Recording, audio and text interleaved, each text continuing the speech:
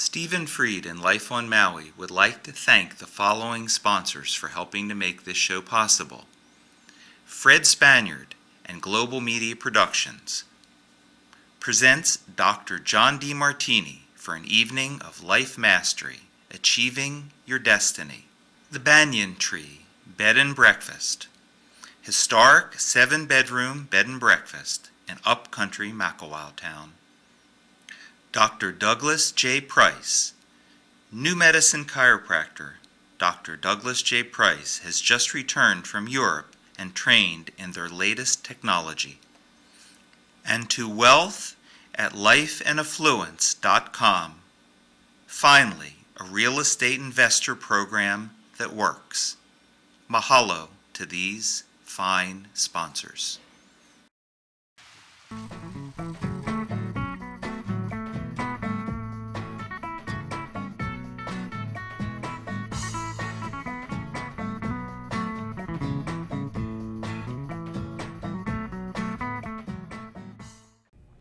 Welcome to Life on Maui. My name is Stephen Freed. My guest today is the international lecturer and workshop leader, John Demartini.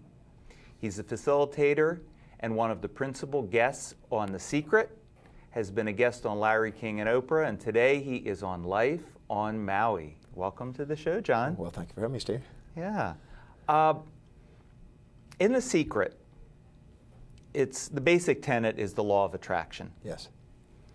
There's something important that you have to add to The Secret that I think is significant. Speak to that. Well, everybody has a set of values, and whatever's highest on their value is where they have discipline, order, and focus, and where their intention is most creative. And whatever's lowest on their value is where they tend to hesitate, procrastinate, get distracted, and they have more chaos, and they're not as focused. So what happens is, if we're setting our intentions, we are wise to know what our values are and to make sure we're setting objectives that are congruent, or goals that are congruent with our highest values. Because we spontaneously hold our attention and concentrate on manifesting things when they're congruent. Many people come to me and said, well, I had this dream, I wanted to do this and this and this, and I started applying The Secret, and it had manifested. I mean, I'm not a millionaire in 2 weeks now. And I asked them a very simple question. I said, well, let's look at your values. And we found out that money was not their highest value. In fact, every time they get money, they spend it on other things. They don't save it. And they didn't have a strategy for building wealth. They didn't have any way of bringing a service to the world to just spontaneously manifest. They were expecting just a check to show up in their hand. And I think that what was happening is they misinterpreted what was hopefully getting across in The Secret, that you do have to concentrate on it. It does have to be congruent to your values. And you also are wise to move towards it and take some action step. Don't just sit there and hopefully it's just going to appear. I think whatever you move towards tends to move to you. Whatever your innermost dominant thought is tends to become your outermost tangible reality. And whatever you tend to concentrate your efforts toward, you tend to increase the probabilities and luck, you might say. I always say luck equals preparation meeting opportunity. And if we don't take actions on it, we don't have the so-called luck. But luck is really the spontaneous synchronicity of events that we're observant when things are really aligned to our highest values. Whatever our highest values are is how we see the world and act upon the world. That's why it's so important to have those congruent objectives and aligned to those values, because you'll see opportunities and act upon them when they're highest, but you won't see them and you won't act upon them if they're low. So what does one do who feels that they really do want to be making more money, they really do want to have a successful relationship, and I think that's true for almost everyone, but what I'm hearing you say is that maybe that's in reality not top on their list. So how does a human being work with that? Well, I had a lovely lady drive me recently from one part of California to another. I did an evening event, and the next morning she drove me back to another event. And it's about a 2-hour drive, and she wanted to pick my brain. And so she started telling me about her life story and things, and how she was desperately wanting to get a man. She just wanted a man in her life. And she had been married once. She had dated a series of men. None of them lasted very long. I think 7 months, 6 months, 8 months, this kind of stuff. And then it just seemed like she was just getting defeated and feeling frustrated. Well, what we did is we did what I call a DeMartini evaluator to evaluate the values of the person. And we found out that really what she wanted is she wanted her career to take off. She wanted freedom to go when she wanted to go, where she wanted to go. She wanted to have her own money to make decisions what she wanted to do with her money. She didn't want to be tied down, didn't want somebody to tell her what to do, and she loved being the center of attention. And when we looked at what was her highest values and what had happened in previous relationships that she had associated constraint and challenge and confront and all these things associated with a past relationship that she didn't want. So even though she's verbalizing the idea that I want these relationships, unconsciously in her real hierarchy of values, that relationship really wasn't what it was. What she wanted is her career going, she wanted to make some money, she wanted to have her independence, etc. So when she looked at that, she goes, well, no wonder I'm creating my life the way it is. I said, yeah, because what you say, what most people say and what they're actually living are not always the same. Very few people are congruent that way.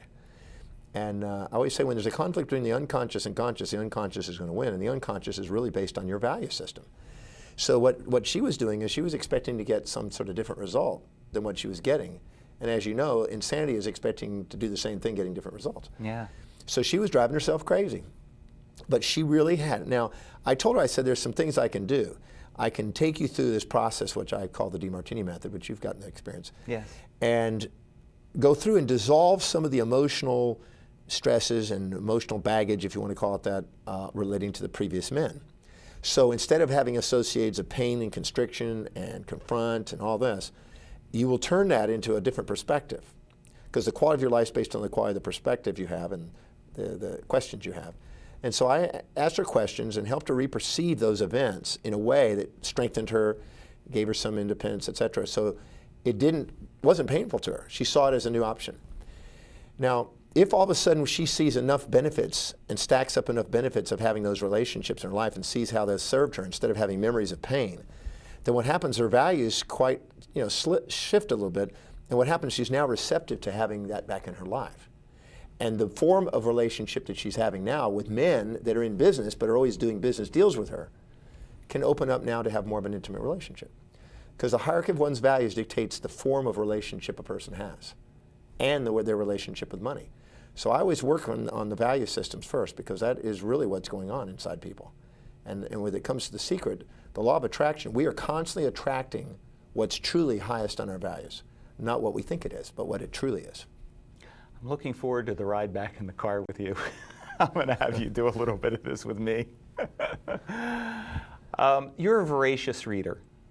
I remember you telling the workshop you've read thousands of books. Yes. What are some of your primary influences in your life? Who were some of the primary influences in your life? Well, I mean, I started from the Greek philosophers down, going back to Thales and Pythagoras and going all the way to Plato and Anaximander and Anaxagoras and Plato and Aristotle and right down to the lines. I read all the great books of the Western world by Britannica, which is a gold mine of wisdom, particularly Syntopican Volume 1 and 2, which are the summaries of those. And then, of course, I had the opportunity to read Eastern mysticism, the Vedic texts, the Mahabharata and Upanishads. And I was blessed to be able to devour books in comparative religions, from the Egyptians, the Mayans, the Incans, different religions of the world. I just recently did one on Foism, which is the precursor to Confucius and Lao Tzu. So I've studied philosophy, studied religions, and I really love all the things. I mean, I love learning. And so comparative philosophy, comparative religion, and then of course I went after the scientists and all the Nobel Prize winners. And so I don't have one that stands out that says that's it. Although I loved Emerson, and I loved Sri Aurobindo, which is an Eastern mystic and kind of a scientist. And but I'm just a guy that likes to put together a cosmological view of life. And whatever ology I need to fill in to put this cosmology together, I like to put in the pieces. And so I read sometimes 100 or maybe 200 books in that field so I can get an overview, so I can fill in some of the puzzle pieces. Because that's my love. And so I've been blessed to study, I think on the record there's 264 different ologies and disciplines that I've been blessed to go after. And